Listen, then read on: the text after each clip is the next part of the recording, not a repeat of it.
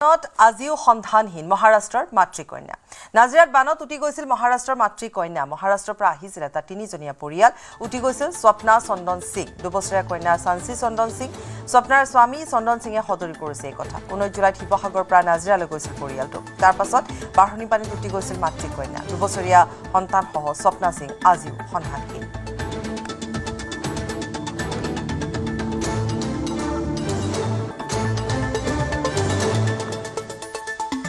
প্ৰদীপ আছে আমাৰ সৈতে ফোনযোগে সংযুক্ত হৈ তেওঁ আমাক সবিশেষ জনাব প্ৰদীপ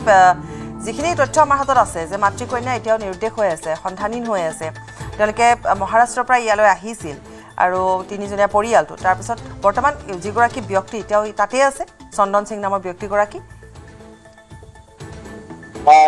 হয় পাপৰি মানে তেখেত লোক এতিয়া এই যিগৰাকী স্বামীজন তেখেত আজি কিন্তু গুৱাহাটী অভিমুখে ৰাওনা হৈছে তেখেতৰ উদ্দেশ্য যিকোনো প্ৰকাৰে শিৱসাগৰ সমষ্টিৰ বিধায়ক অখিল গগৈক লগ কৰি তেওঁক কিছু সহায়ৰ বাবে আহ্বান জনাব আৰু তেওঁলোকে যে কৈছে যে নাজিৰালৈ গৈছিলে তেওঁলোকে শিৱসাগৰ চহৰৰ পৰা নাজিৰালৈ যোৱাৰ পিছত নাজিৰাতে তেওঁৰ এই তেখেতৰ স্বামী আৰু স্বপ্না চন্দন সিং আৰু সানসি চন্দন সিং তেওঁৰ পত্নী আৰু কন্যা বা আচলতে পানীত তেওঁ উটি যোৱা বুলি তেওঁ কৈছে এই কথাটো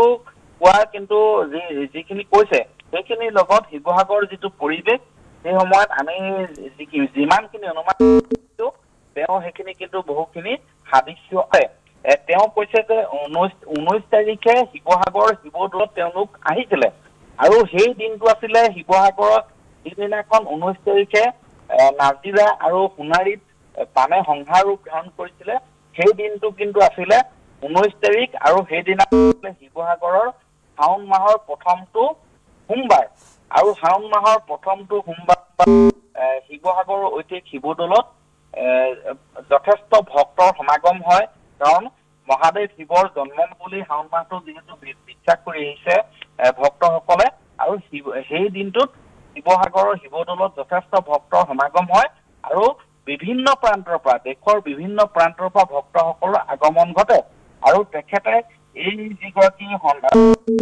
পৰিয়ালৰ দুগৰাকী সদস্য সন্ধানহীন হোৱা বুলি কৈছে মানত তেওঁলোকৰ এই ব্যক্তিজনে কৈছে তেওঁলোকে প্ৰথম শিৱসাগৰ শিৱদৌলত আহিছিলে আৰু 19 তাৰিখে শিৱদৌলত তেওঁলোকে সেৱা সৎকাৰ কৰিছিলে শিৱদৌলৰ তেওঁলোকে পূজা অৰ্চনা পিছতে নাজিৰালৈ বুলি ৰাওনা হৈছিলে আৰু শিৱদৌলত যিহেতু সেইদিনাখন আমিও সেইদিনাখন বাতৰি সম্প্ৰচাৰ কৰিছিলো বা আমি নিজেও উপস্থিত হৈছিলো পুৱাৰ ভাগত যে শিৱদৌললৈ দেশৰ বিভিন্ন প্ৰান্তৰ ভক্তসকল আহিছিলে মুম্বাইৰ পৰাও আহিছিলে সেইদিনাখন আমি নিজেই সেইদিনাখন সংগ্ৰহ কৰিছিলো তাৰ পিছত পৰিৱেশটো আমি যেতিয়া ৰাতিপুৱা 10 বজাৰ পিছৰ পৰিৱেশটো আমি বাতৰি সংগ্ৰহ কৰিবলৈ গৈছিলো পুৱাৰ ভাগত ঠিকে আছিলে কিন্তু